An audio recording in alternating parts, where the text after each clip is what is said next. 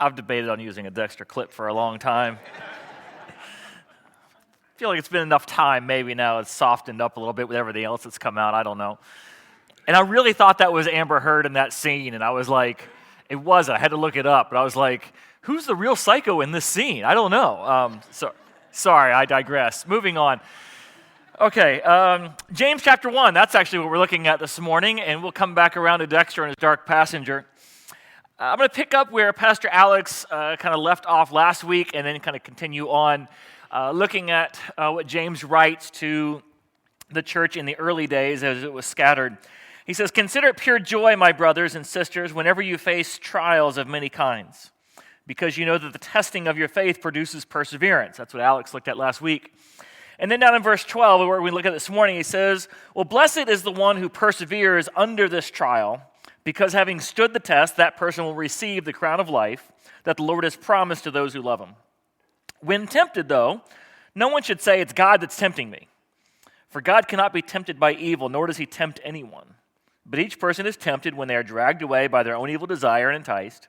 Then after desire is conceived, it gives birth to sin, and sin, when it is full grown, gives birth to death." Now, I got to admit, the English reads much easier than the Greek does. If you read in the Greek, it creates a complication, a confusion. But part of that is what James is trying to explain that might be missed if you don't go back and read it in that. What I mean by that is this. If you read through in the Greek, the word for trial up in verse 2 and the word for trial in verse 12 is the exact same word for tempt in verse 14 and 15. And so you can begin to see where what James is saying is, now, when you're going through this, don't blame God for your temptation. But on the other hand, you'd come back and say, but doesn't God allow trials to come into our life? Well, yes. Well, but wait a minute. He's saying, but God doesn't allow this parasmos, which is the word. God allows the parasmos to come into your life, but don't blame God when the parasmos comes into your life. Do you see the complication? So in English, it reads pretty easy. If you just make one word trial, one word tempting, hey, it comes out really easy. And yeah, God brings trials in life. I get that. Tempting, that's on me. God didn't do that. But when you're reading it in the Greek, now you're like, well, wait a minute. Well, which is it here? Is God bringing the parasmos in, or is he not bringing the parasmos in? Which way does this go? So what's the background here? Well, the issue, if kind of the background where James is writing, let me give you some of the historical background. It says in verse 1 that James is writing to the church that is scattered. So in the early days, Jesus dies on the cross, is crucified on the cross. Those who crucified Jesus then want to make sure that those who are proclaiming that Jesus is the Messiah, that whole idea, they want to squash that idea before it can take off. In other words, they're trying to get rid of the church before the church has a chance to really take off and grow. And so we begin to read about how they go and they arrest, they persecute Peter, and they throw him in jail. They're going after different disciples. Stephen is then stoned. Before Paul becomes an evangelist, he's actually working on behalf of the same authorities that killed Jesus. And they basically start persecuting the Christians very openly and blatantly, such that people flee like roaches in the light when after the crucifixion era. They run away out of the area back to wherever they can to escape the persecution. Well, James is the half-brother of Jesus. He eventually pastors a church there in Jerusalem, and he's writing to all those people who have fled out of Jerusalem facing this persecution. And they're still facing persecution. James is ultimately going to be beheaded in short time. And so he's writing to people who are facing persecution. So when he says, you're facing trials, that's the trial he's talking about. So you might say, well, I don't know if he knows the kind of stuff I'm dealing with. Well, maybe you don't know the kind of stuff he was dealing with, right? Literally, his life is being threatened. Everything they own is being threatened. When you have to flee persecution, you leave everything behind. It is every kind of hardship you can imagine comes out of that. And so when he says in there things like, consider it pure joy when you're going into trials, and then he summarizes it all up in verse 12, where he says, blessed is the one who perseveres under trial. Nobody feels like they're being blessed when a trial comes, right? I mean, you just don't. Like when you talk about, I just pray that God would bless me, or if you pray somebody would, I just pray that God blesses you. It's kind of like going back to that prayer sermon a couple weeks back. I pray for you. I really do. I pray that God will bring out his vengeance. Well, I pray that God will bless you with the kind of blessing that James is talking about in James chapter 1. I just pray he blesses you with that kind of trial. But hey, isn't that where we kind of get this whole idea? Well, it's a blessing in disguise. I hope he disguises up every blessing he has for you. Right now, we don't typically think of blessings when we're going through difficult times, right? Like when you get that personal property tax bill in the mail, and it always comes at the perfect time. Like you're riding high, you got your tax return a couple weeks back, and you're like, oh, all the things you can spend it on, I'm going to be debt-free with this, and then all of a sudden government's like, whoa, before you go take that money that we just gave you back for something else, just know there's another group of the government that wants it back from you, and so you just kind of lose that. Oh, well, it's just a blessing in disguise. I just tell you, I feel so blessed. I feel so blessed, and through this experience, it's just growing my faith. You're going through infertility issues, and you're struggling with this day after day, and you're in this wonderful season between Mother's Day and Father's Day, and you just feel so blessed during this season as you watch everybody else celebrate the joys of mother and fatherhood, and just so blessed. You get bad news from the doctor. You're not really sure where this is going to lead, and you're not really sure what the cure is, but you just feel so blessed. Your wife says, I'm leaving. Okay, for some of you... Sorry, bad joke, I know, sorry. It's a blessing in disguise. You just don't, God's up to something. Yeah, sure he is. I feel it too. How about that lottery blessing? That would be a much better blessing. He could just be really direct and upfront with it. I don't want to have to wait to figure out what the blessing is. I'd kind of like for everybody to know it's a blessing on the front end. You with me on that? But the reality, though, is the word blessing, as he's using it here, see, we look at blessing from our perspective, whereas the word blessing is more of a connotation or a condition from God's perspective. God says, I am, I'm putting you through this, and my hope is that, through this you will be blessed. Such that you would be in this place where God looks down on you. And now what you get out of the blessing is, let's face it, you're never closer to God than when you're going through a difficult time. Is that a fair statement?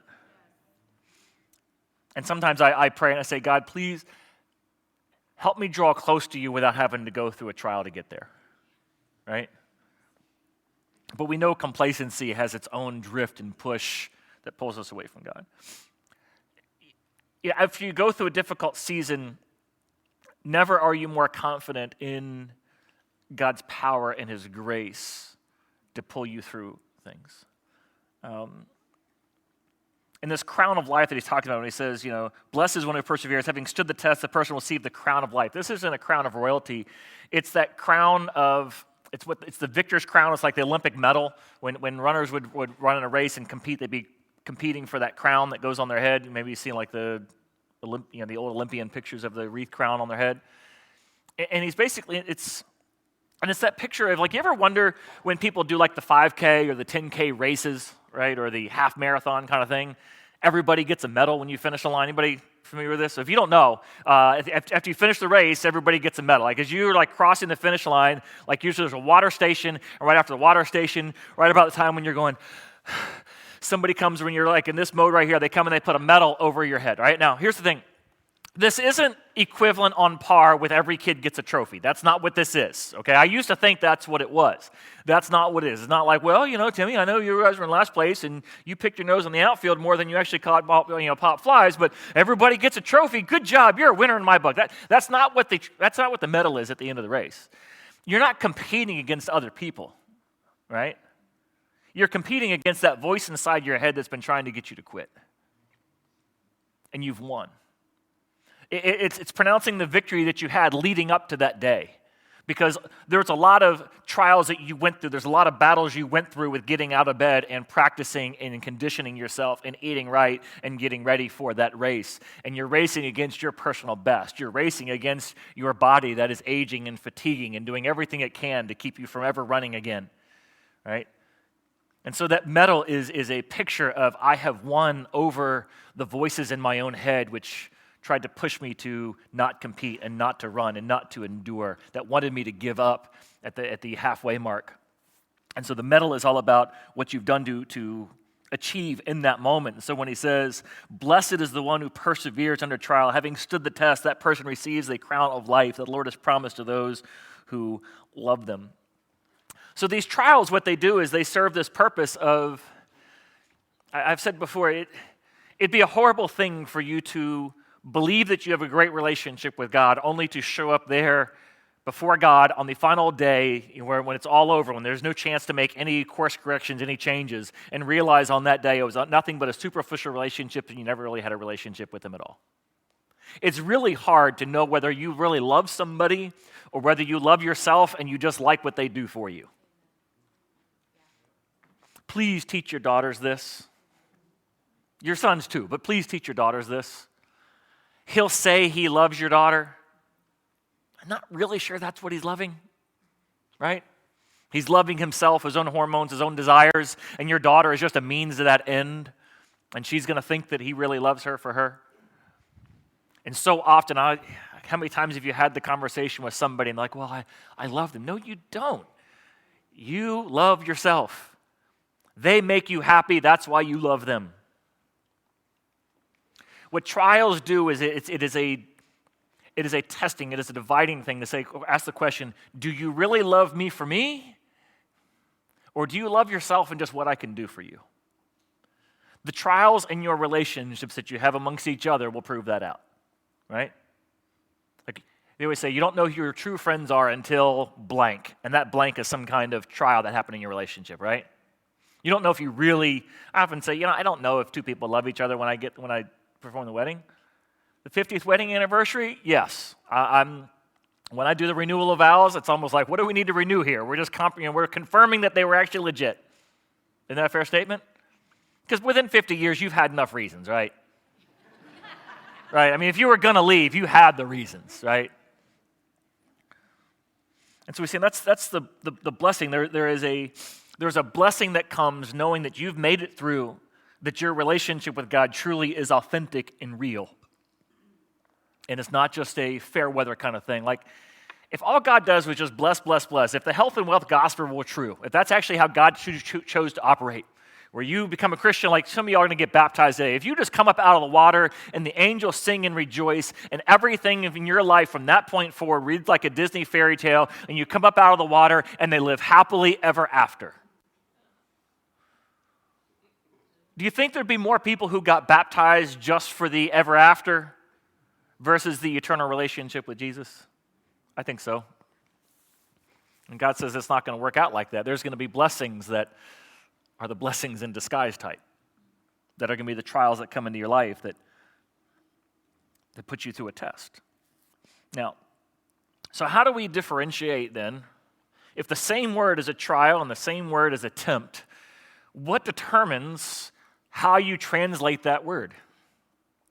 Well, it's not what happens, it's what you do and what voice you listen to and what your aim and purpose is in the midst of that. Now, if you go through adversity, and your goal through that adversity is, God, I want to suffer well. I want to endure this trial and this test in such a way that in the end, you and I are closer for it. I want to look to Job and the relationship he had with you, where as frustrated as he was with you, as angry as he was, as confused as he was, he still continued to hold out that hope. It just said, though he slay me, yet will I hope in him. The Lord's given, the Lord's taken away, the name of the Lord shall be praised. I want to come through this like Job. Oh Lord, that you would brag on me in the heavenlies to the adversary. That there's no one like me in my relationship with you. That's what I want to go through this difficult season like. Or you can listen to the other voices, and the other voices in your head are the ones that cry out for your cravings. I want comfort. I want control. I want a quick end to this. I want relief. I want revenge. I want to feel good now. I don't want to have to go through this. I want to find a way out of this. You see, what you'll find is that you're tempted by what you crave. So, for instance, trial, loneliness. Okay? You're going through a season of loneliness, whether it be because your spouse has passed away, or they've walked out, or you just never found one, and you're just going through this total season of loneliness. What is the test? Will I wait on the Lord through this season? Is God enough for you? Will you seek him out during this season of loneliness? What's the solution? What is the path that would go forward and help that out? Well, that I would focus on the patience that I need to endure this situation, that they would, the promises of God, that they who wait on the Lord will find their strength renewed in him, that I can wait on God's goodness, knowing that he has my best interest in mind, that one day when the time is right and I'm in the right place, he'll bring about the things that he wants for me in my life. Will I proactively do things to combat the loneliness I'm feeling? Positive things like, go to church. Good job. So those of you who are in this room, good job. Those of you watching online, I love that you're online, but you need to find some way, somehow, to get in a place where there's other people. If you're struggling with loneliness, online is good, but being somewhere in person is better. When groups come around, join a group. And if there's no group that started, there's one that starts every single Wednesday night. Just come here on Wednesday night, you'll find out. We've got a group for you, okay? Just get around people. Do things to combat isolation. Isolation is a choice. Loneliness is a feeling. You can deal with the isolation issue. Exercise in public, whether you do it up at the boardwalk or joining a gym. I think it's like $60 to join the public gym up at the rec center. You can get out in public and do things out in public. Do solitary things in a public place. Instead of reading a book at home, read it at Barnes & Noble. Instead of, if you got some paperwork you got to do it at Panera Bread, not at home alone in isolation. Just being out and around other people will be good for your soul. What's the temptation? To instantly fix my loneliness with some kind of superficial connection or intimacy. And so I go on the wonderful cesspool that is Tinder. I'm not lying. I went on there back when I was single. I have a whole list of screen captures from that era. And I'm just going to tell you, there was a woman in her 3rd trimester of pregnancy with a picture saying, "Baby's coming soon, looking for a friend for this season." That's a true story. Anyways, I'm just going to say that's probably not where you should be in the 3rd trimester. Okay. Looking for unhealthy relationships. Whether it be just out with a bad group of friends, it's going to be toxic for you, or sliding into some DMs you shouldn't be in. Or the catch-all for everything, why not try porn? These are all temptations in the midst of loneliness where you just seek some kind of connection or false intimacy during that season. And don't turn around and go, "Oh, well, God's the reason for it." No. God brought you to a place of loneliness. That was the trial that you were put in. You chose to deal with you chose to go down the path of temptation that just would hit the easy eject button. How can I get my quickest hit of dopamine in the process of this? Okay, the trial is financial pressures. What's the test? Will I get my life in line with God's principles on finances, or will I continue to go down these same paths? The Bible says, "Where your treasure is, there your heart will be also." Is this an indication that my heart isn't where it should have been over the past couple months or years, or however long it took me to get into this place where I am now? Typically, financial problems don't happen overnight. They're typically the sort of fulfillment of a lot of planting and reaping, or sowing and reaping over a long period of time. So that's the test. Will I get my finances and my heart in line with God's word? Will I do things like, get some education, like taking a Dave Ramsey class, going through a small group with that? Will I develop a budget and stick with the budget? Will I look at my sources of income and ask myself, are there any ways I can increase my income opportunities? Is there overtime I can work? Is there a second job I can work? Having more money coming in is a lot easier to pay down bills. Will I come up with a plan and some goals for how I will get debt-free by a certain amount of time? And will I make the decisions and the hard choices every single day to make better financial choices along the path? What's the temptation? Find the quickest way out of this possible. Get rich quick schemes. Whether it be gambling with, I'm pretty good. I think I know who's going to win the NBA Finals, and so if I just put some money, this is quick money. Or for some of you more sophisticated, I don't gamble, but I just invest in the speculative stocks. Okay, very different. Maybe you go to selling things you shouldn't. Multiple times in this church and in my previous church, I've had women come to me and say, actually, and a guy, strip clubs pay well. And there's a lure and a temptation. If you came out of that or you've been a part of that scene, one guy was a DJ at a strip club. He had a great radio voice. And now, coming to stage. He was that guy. I have never been to one. I'm just letting you know. I know the people who work there because I'm a pastor and God brings them here. Honest to God, never been to one. Never had the desire. I just don't understand the purpose of it, right? Like, if I'm hungry, I don't want to go to a restaurant and just look at the food, right? I'm going to go home and eat what's in the fridge. I'm going to stop these illustrations because y'all dirty. So let's move on. Trial, chronic pain or illness. What's the test? Will I look to God who says he's the great physician? Will I go through this with an eternal perspective, knowing that my health is something that God has given me and something that also eventually, if not now, but at some point is going to be taken away from me? Every day is a blessing. This isn't my eternal home. Will I keep an eternal perspective through this season?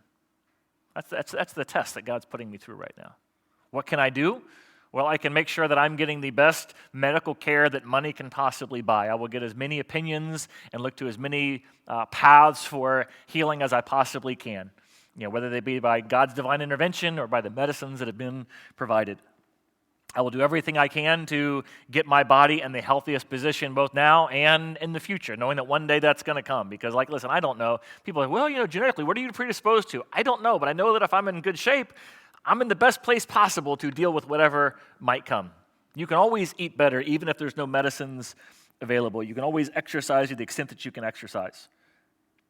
I want to make sure that my eternal relationship with God is such that even if this illness takes me down, I can walk in the death with no fear.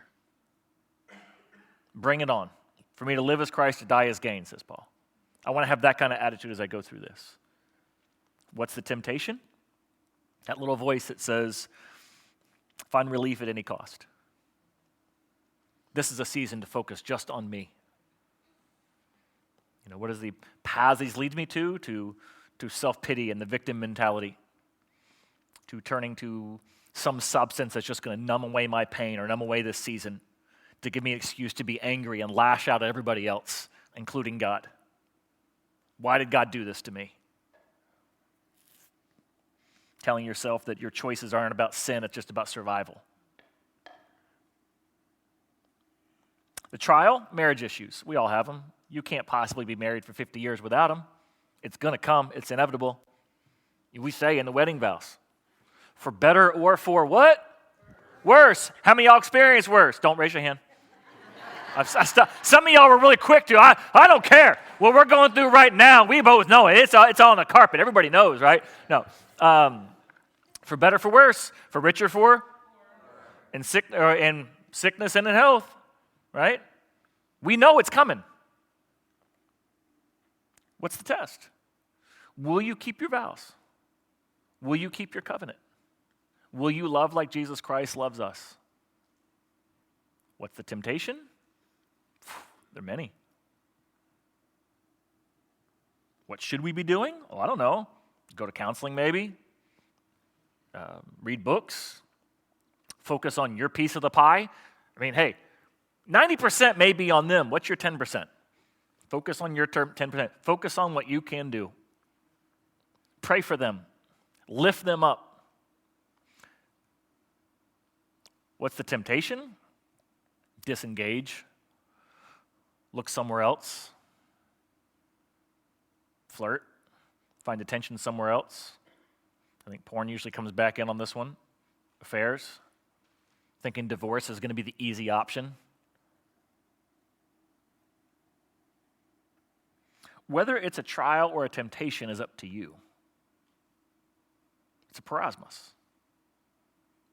If it's a trial, it's going to test your relationship with God and your ability to endure with Him to the end. And having persevered, God says it'll be worth it. There's a crown of life there. There's a blessing knowing that you have a loving relationship with Jesus Christ that will last for all eternity. This has only brought you closer to him in the process. If it's a temptation, it's because of the voices you listen to in the process. In that opening clip, you've got Dexter, and his whole life, he's gone down this path where he has this sociopathic desire to kill in a righteous means, he thinks. He says, well, I'm helpless here. It's just my dark passenger. I have this voice inside me that tells me what I have to do, and I have to go do it. I have to obey it. There's people come into his life and call him out, and he's like, no, that's all you. You're just looking for somebody to blame. And he says, well, if I don't have my dark passenger to blame, then, oh heavens, who might I have to blame then? Myself. So he says, when tempted, no one should say, God is tempting me. No, the temptation to go down the other path, that was you. The trial, the situation, that was God. The voices that you were listening to, that was you. God's not tempting you saying, hey, now would be a good season for an affair. What do you think? She's cute. No. The trial was just, marriage is going to be hard. Marriage is a hard endeavor. Temptation was on you. In the political sphere, there's this whole debate as to when does life begin? We call it the pro-life debate, right? When does life begin? Does it begin at conception? Does it begin when, I'm not wanting the baby anymore? When does it begin? James uses this language and kind of flips it around and says, when does death begin? He says, death begins at conception. Read it. That's what he says. Death begins at conception.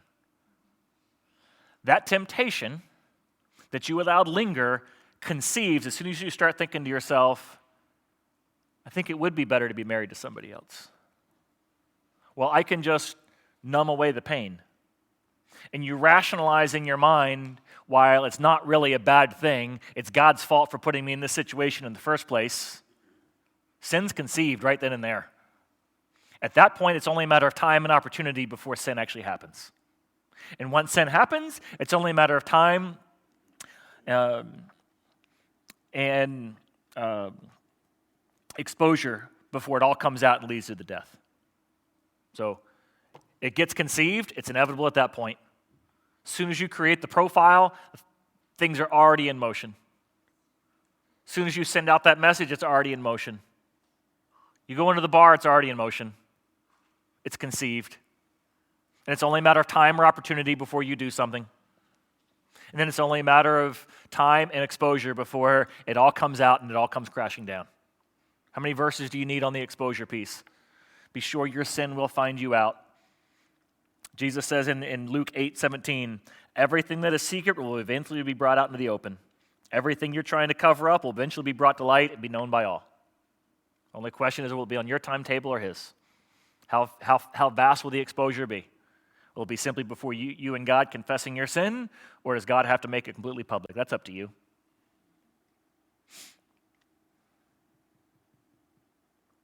Just a couple of verses in closing as we finish out. When you don't deal with it, I'm going to read a psalm and a proverb and a Hebrews, finish out. The psalmist says in Psalm 32, he says, when I kept silent, my bones were wasting away. My groaning was all day long. For day and night, I felt like God's hand was heavy on me. My strength was sapped as in the heat of summer. It wears on you.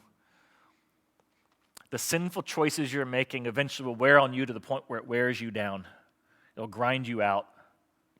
Proverbs 5 says it this way in verse 22. The evil man gets tangled up in his sinful choices. It's like a netting that trips him up and he just can't get out of it. Eventually he will die for a lack of self-control. He'll be lost because of his own foolishness. Is that the path you're on? Is that describing you? I think it's that language from Proverbs 5 that the writer of Hebrews picks up on. And he says, therefore, since we're surrounded by such a great cloud of witnesses, in other words, this ain't the first time this has happened. There's other people who've been through stuff a lot worse than what you're going through, have been through the same trials you have. They just dealt with it differently. They didn't go down the path of temptation. They took it as a test from God, and they endured through it. Here's a whole list of them in Hebrews chapter 11. Since we're surrounded by all these people who are showing you what you're dealing with is not God's fault, the temptation you're dealing with. God brought the trial into your life, and whether it's a temptation or trial is up to you. There's a whole cloud of witnesses, a bunch of other people who've gone through the same thing and didn't make the same dumb choices you're making. That's what he says to begin this off.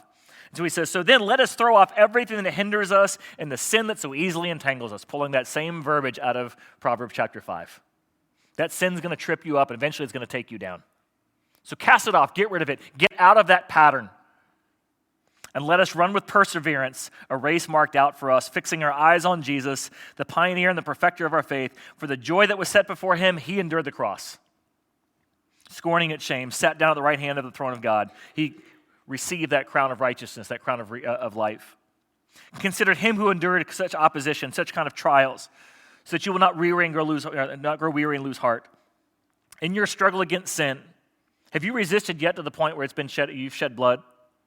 And then he summarizes it up in verse 7. He says, endure the hardship as discipline.